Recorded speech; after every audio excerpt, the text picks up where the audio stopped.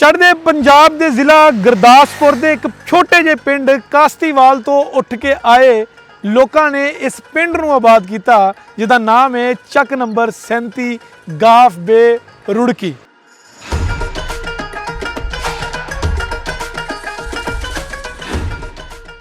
ਸੰਤਾਲੀ ਦੇ ਵਿੱਚ ਪੰਜਾਬ ਦੇ ਦੋ ਟੋਟੇ ਹੋਣ ਦੇ ਬਾਵਜੂਦ ਵੀ ਚੱਕ ਨੰਬਰ 37 ਗਾਫ ਬੇ ਗੁਰਦਾਸਪੁਰ ਦੇ ਕਾਸਤੀਵਾਲ ਪਿੰਡ ਦੇ ਨਾਲ ਹਲੇ ਵੀ ਜੁੜਿਆ ਹੋਇਆ ਹੈ।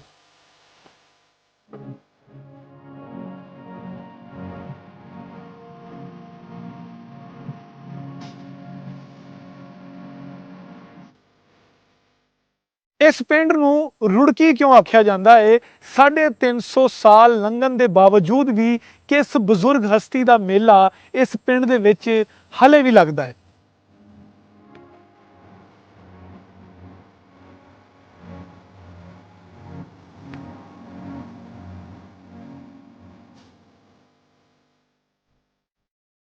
ਇਸ ਪਿੰਡ ਦੇ ਲੋਕ ਹਲੇ ਵੀ ਬੜੇ ਫਖਰ ਦੇ ਨਾਲ ਆਪਣੇ ਆਪ ਨੂੰ ਗੁਰਦਾਸਪੁਰੀਏ ਆਖਦੇ ਨੇ।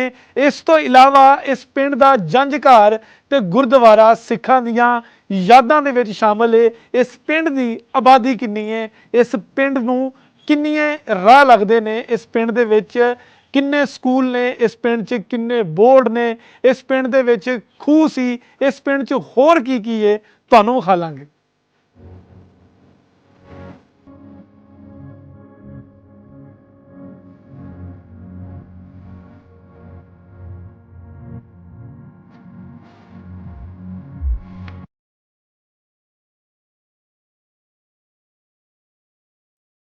ਉਹ ਜੀ ਇਹਦਾ ਨਾਂ ਹੈਗਾ ਜਨਾਬ 37 ਰੁੜਕੀ।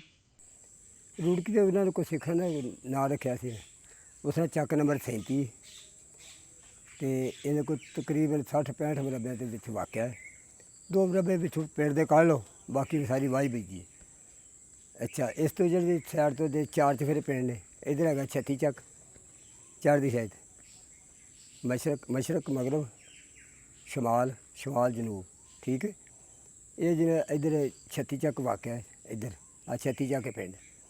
ਇਸ ਪਾਸੇ ਜਿਹੜਾ 38 ਹੈ, 39 ਹੈ, ਟਵਾਣਾ ਚੱਕ ਹੈ, ਇਸ ਪਾਸੇ ਬਾਦਿਆਲਾ ਚੱਕ ਹੈ, ਇਸ ਪਾਸੇ 31 ਚੱਕ ਹੈ, ਮਸਤਾਰੀ 31 ਚੱਕ। ਫੈਸਲਾਬਾਦ ਆਓ ਤੇ ਝਾਮਰੇ ਰੋਡ 'ਤੇ ਸਿੱਧੇ ਹੀ 37 ਚੱਕ। ਫੈਸਲਾਬਾਦ ਆਓ ਤੇ ਝਾਮਰੇ ਰੋਡ 'ਤੇ ਆ ਜਾਓ, ਸਤਿਆਣੇ ਆ ਜਾਓ, ਅਗਾ ਚਾਗਾ ਝਾਮਰਾ ਰੋਡ ਹੈ, ਇੱਥੋਂ 37 ਆ ਜਾਓ। ਲਾਹੌਰੋਂ ਆਉਣਾ ਤੇ ਜੜ੍ਹਾਂ ਵਾਲੇ ਆ ਜਾਓ, ਜੜ੍ਹਾਂ ਵਾਲੇ ਸਤਿਆਣੇ ਆ ਜਾਓ।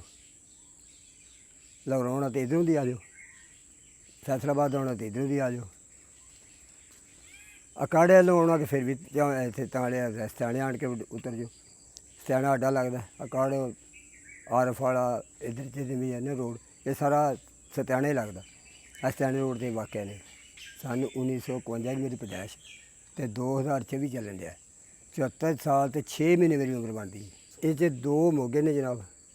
ਉਦੋਂ ਤਾਂ ਮੋਗੇ ਬਹੁਤ ਹੀ ਛੋਟੇ ਥੱਲੇ ਨੀਵੇਂ ਸੀ, ਫਿਰ ਸਿੱਖਾਂ ਦੇ ਬਾਰੇ ਸੀ, ਫਿਰ ਗਾਂ ਪਿੰਡ ਉੱਚਾ ਹੁੰਦਾ ਰਿਹਾ, ਮੋਗੇ ਉੱਚੇ ਕਰਨੇ ਪੈ ਗਏ, ਉੱਚੇ ਕੀਤੇ ਨੇ। 2 ਮੋਗੇ ਨੇ। ਇੱਥੇ ਫਿਰ ਗੁਰਦੁਆਰਾ ਹੈਗਾ ਸੀ, ਜੰਝ ਘਰ ਬਣਾਇਆ ਸੀ ਕੁਝ ਸਿੱਖਾਂ ਨੇ, ਉਹਦੇ ਵਿੱਚ ਹੀ ਫਿਰ ਸਾਰੀ ਮਸਜਿਦ ਬਣਾ ਲਈ ਪਹਿਲੇ। ਕਿਉਂ ਜੋ ਆਏ ਸੀ ਨਵੇਂ ਅਸੀਂ ਤਾਂ ਬੱਚੇ ਸੀ, ਅੱਡੇ ਪੜ੍ਹਦੇ ਨੇ ਇੱਥੇ ਗੁਰਦੁਆਰੇ ਦੇ ਵਿੱਚ, ਛੋਟੇ ਬੱਚੇ ਸੀ। ਇੱਥੇ ਮੀਆਂ ਲਤੀਫ ਸਾਹਿਬ ਸੀ ਸਾਡੇ ਇਮਾਮ ਮਸਜਿਦ, ਉਸ ਉਹਦਾ ਬੇਟਾ ਸੀ ਇੱਕ ਹਨੀਫ, ਗਾँव ਦੇ ਭਾਈ ਸਨ ਹਮੀਦ ਹੋਣੀ, ਮੁਹੰਮਦ ਹਮੀਦ, ਅਬਦੁਲ ਹਮੀਦ, ਮੁਹੰਮਦ ਸਦੀਕ। ਮੈਂ ਜਾਣਦਾ ਨਾ, ਸਾਰਿਆਂ ਨੂੰ ਜਾਣ, ਕਿਉਂ ਮੈਂ ਵੇਖੇ, ਮੈਂ ਉਹਨਾਂ ਹੱਥਾਂ 'ਚ ਮੈਂ। ਇਹ ਫਿਰ ਗੁਰਦੁਆਰੇ ਦੇ ਵਿੱਚ ਸਹਿਜੇ ਉਹ ਜਿਹੜੇ ਵਿੱਚ ਰਹਿੰਦੇ ਸੀ ਨੇ ਬੰਦੇ ਛੱਡ, ਫਿਰ ਅਸੀਂ ਮਸਜਿਦਾਂ ਬਣਾ ਲਈ। ਕੋਈ 4-5 ਮਸਜਿਦਾਂ ਬਣ ਗਈ। ਬੜਾ ਵੱਡਾ ਪਿੰਡ ਹੈ, ਬੜਾ ਤਗੜਾ ਪਿੰਡ ਹੈ। ਅਤੇ ਤਕਰੀਬਨ ਇੱਥੇ ਗੁਰਦਾਸਪੁਰ ਦੀ ਆਵਾਜ਼, ਜ਼ਿਲ੍ਹੇ ਗੁਰਦਾਸਪੁਰ ਦੇ ਬੰਦੇ ਬਹੁਤ ਨੇ। ਜ਼ਿਲ੍ਹੇ ਫਿਰੋਜ਼ਪੁਰ ਨੂੰ 5 ਸਾਡਾ ਉਹਨਾਂ ਨਾਲ ਕੋਈ ਲੈ ਤਲਕ ਵਾਸਤਾ ਕੋਈ ਨਹੀਂ ਹੈ। ਕਿਤੇ ਆਏ ਦੁਆ ਸਲਾਮ ਅਲੈਕੁਮ ਵਾਲੇਕੁਮ ਸਲਾਮ। ਉਹਨਾਂ ਦੇ ਕੋਈ ਥੋੜ੍ਹੇ ਮਰਬੇ ਨੇ, ਉਹਨਾਂ ਨੇ ਕੋਈ ਹੋਰ ਜ਼ਮੀਨ ਲੈ ਲਈ, ਕੋਈ ਇੱਧਰ ਜਿਹੜੀਆਂ ਗੁਰਦਾਸਪੁਰੀਆਂ ਦੇ ਭੱਟੀਆਂ ਦੇ ਘਰ ਥੋੜ੍ਹੇ ਨੇ। ਇੱਥੇ ਸਾਰਾ ਹੀ ਜ਼ਿਲ੍ਹੇ ਗੁਰਦਾਸਪੁਰ ਹੀ ਹੈ, ਸਾਰਾ ਟੋਟਲੀ ਆਏ ਇੱਥੇ ਗੁਰਦਾਸਪੁਰ 'ਚ ਸਾਰੇ। ਇੱਥੇ ਫਿਰ ਅਸੀਂ ਆਹ ਦਰਬਾਰ ਬਣਾ ਤਾ ਬਾਬੇ ਨੇ, ਇੱਥੇ ਸਾਡੇ ਨਾਲ ਹੀ ਆ ਗਏ ਤਕਰੀਬਨ। ਦਰਬਾਰ ਤਾਂ ਇਹਨਾਂ ਦਾ ਉੱਥੇ ਸੀ, ਪਿੰਡ ਕਾਸਤੀਵਾਲ ਪਿੰਡ ਸੀ ਸਾਡਾ ਅਸਲ, ਜਿੱਥੋਂ ਅਸੀਂ ਆਏ। ਇੱਥੇ ਫਿਰ ਆਣ ਕੇ ਤੇ ਜਦੋਂ ਪਾਕਿਸਤਾਨ ਬਣ ਗਏ, ਇਹਦੇ ਨਾਲ ਆਣ ਕੇ ਫਿਰ ਇੱਥੇ ਬਾਬੇ ਨਾਲ ਨੇ ਕਹਿਣ ਲੱਗੇ ਖਤਮ ਸਾਡਾ ਦੌਰਾ ਅਸੀਂ ਖਤਮ ਵਾਕਿਆ ਕਰਤਾ। ਉਹ ਤੁਹਾਡੇ ਸਾਹਮਣੇ ਜਿਹਨਾਂ ਲਿਖਿਆ 315ਵਾਂ ਜਨਾਬ ਸਾਲਾਨਾ ਉਰਸ ਹੁੰਦਾ ਅਤੇ ਬਹੁਤ ਧੂਮ-ਧਾਮ ਨਾਲ ਇਨਸ਼ਾ ਤਾਲਾ ਅੱਲਾ ਦੀ ਮਿਹਰਬਾਨੀ ਨਾਲ ਤਕਰੀਬਨ ਹਰ ਮਈ ਜੂਨ ਦੇ ਵਿੱਚ ਜੂਨ 'ਚ ਹੁੰਦਾ। 2 ਨੰਬਰਦਾਰੀਆਂ ਸੀ ਜਨਾਬ। ਇੱਕ ਨੰਬਰਦਾਰ ਫਿਰ ਇੱਥੇ ਚਲੇ ਗਏ ਆਪਣੇ ਸਹੁਰਿਆਂ ਦੇ ਜਾਂ ਕਿਸੇ ਵਜ੍ਹਾ ਤੋਂ, ਅਤੇ ਜ਼ਮੀਨ ਜਮੂਨ ਬਹੁਤ ਸੀ ਉਹਨਾਂ ਦੀ ਅਜੇ ਵੀ ਮੇਰੇ ਖਿਆਲ ਹੈ ਵੇਚਣ ਵਾਲੀ ਨਹੀਂ ਪਈ। ਹੁਣ ਇੱਕੋ ਹੀ ਨੰਬਰਦਾਰੀ ਚੱਲਦੀ ਹੈ, ਜਿਹੜਾ ਸ਼ੌਕਤ ਅਲੀ ਨੰਬਰਦਾਰ ਪਹਿਲਾਂ ਉਹਦਾ ਵਾਲਾ ਸੀ ਮੁਹੰਮਦ ਸ਼ਰੀਫ ਨੰਬਰਦਾਰ ਸੀ। ਉਹ ਫਿਰ ਅੱਗੇ ਉਹਨਾਂ ਦੇ ਪਹਿਲੇ ਹੈਗੇ ਸੀ, ਉਹਨਾਂ ਦੇ ਚਾਚੇ ਸੀ ਰਹਿਮਤ ਅਲੀ ਨੰਬਰਦਾਰ। ਮੈਂ ਵੇਖੇ, ਮੈਂ ਜਾਣਦਾ, ਸਾਰੇ ਜਾਣ। ਅਤੇ ਹੁਣ ਜਨਾਬ ਉਹ ਜਿਹੜਾ ਨੰਬਰਦਾਰ ਹੈ ਸ਼ੌਕਤ ਅਲੀ ਨੰਬਰਦਾਰ ਆਪਣੇ ਸੈਂਤੀ ਚੱਕ ਦਾ। ਸਾਰਿਆਂ ਤੋਂ ਵੱਧ ਜਨਾਬ ਇੱਥੇ ਹੈਗੇ 3-4 ਵਜੇ ਇੱਕ ਦੋ ਘਰ ਹੈਗੇ ਨੇ ਨਹਿਰਾਂ ਦੇ ਰਾਈਆਂ ਦੇ, ਅਤੇ ਮਲਕਾਂ ਦੇ ਬਹੁਤੇ ਘਰ ਨੇ, ਅਤੇ ਸਾਰੇ ਵਜ਼ੀਰ ਗੁਰਦਾਸਪੁਰ ਹੈ, ਜਿਹੜਾ ਗੁਰਦਾਸਪੁਰੀ ਨੇ ਅਸੀਂ ਆਪ ਗੁਰਦਾਸਪੁਰੀ ਖੁਦ। ਅਤੇ ਸਾਰੇ ਤੋਂ ਵੱਡੀ ਬਰਾਦਰੀ ਜਿਹੜੀ ਉਹ ਗੁਰਦਾਸਪੁਰੀ ਰਾਣੇ ਦੇ ਰਾਜਪੂਤ ਜਿਹੜੇ ਨੇ ਗੁਰਦਾਸਪੁਰ ਦੇ ਜ਼ਿਲ੍ਹੇ ਦੇ ਰਹਿਣ ਵਾਲੇ, ਉਹ ਹੀ ਇੱਥੇ ਇਹਨਾਂ ਦੀ ਆਬਾਦੀ ਜ਼ਿਆਦਾ, ਇਹਨਾਂ ਦੀ ਜ਼ਮੀਨ ਵੀ ਜ਼ਿਆਦਾ, ਅਸੀਂ ਰਹਿਣ ਵਾਲੇ ਵੀ ਇੱਥੇ ਦੇ ਉੱਥੋਂ ਦੇ। ਅਤੇ ਇਨਸ਼ਾ ਅੱਲਾਹ ਤਾਲਾ ਸਾਡੀ ਬਰਾਦਰੀ ਸਾਰਿਆਂ ਤੋਂ ਵੱਡੀ ਬਰਾਦਰੀ ਸਾਡੀ ਹੈ। ਰਾਜਪੂਤ ਬਰਾਦਰੀ ਨੇ ਜ਼ਿਲ੍ਹੇ ਗੁਰਦਾਸਪੁਰ ਦੇ, ਉਹ ਸਾਰਿਆਂ ਤੋਂ ਵੱਡੀ ਹੈ। ਅਤੇ ਮਲਕ ਨੇ ਕੋਈ ਫਿਰੋਜ਼ਪੁਰ ਦੇ ਜ਼ਿਲ੍ਹੇ ਦੇ ਘਰ ਨੇ ਕੋਈ 5-7 ਜਿਹੜੇ ਵੋਟ ਆ ਨਾ, ਵੋਟ ਜਿਹੜਾ ਸਾਡਾ ਵੋਟ ਜਿਹੜਾ ਕਾਸਟ ਹੁੰਦਾ, ਉਹ ਕੋਈ ਵਿੱਚ ਮਾਰ ਖੱਪ ਵੀ ਗਏ, ਉਹ ਤਕਰੀਬਨ 5-6 ਹਜ਼ਾਰ ਵੋਟ ਜਿਹੜੇ ਤਗੜੇ ਬੰਦੇ ਜਿਹੜੇ ਆ ਮੁੰਡੇ ਦੀ ਉਮਰ ਦੇ ਨੇ, ਜਿਹੜੇ ਆੜੇ ਛੋਟੇ ਨੇ ਤੇ ਨਾ ਇਹ, ਅਤੇ ਆਬਾਦੀ ਤਾਂ ਬਹੁਤ ਆ, ਤਾਦਾਦ ਤਾਂ ਬਹੁਤ ਆ ਲੋਕਾਂ ਦੀ।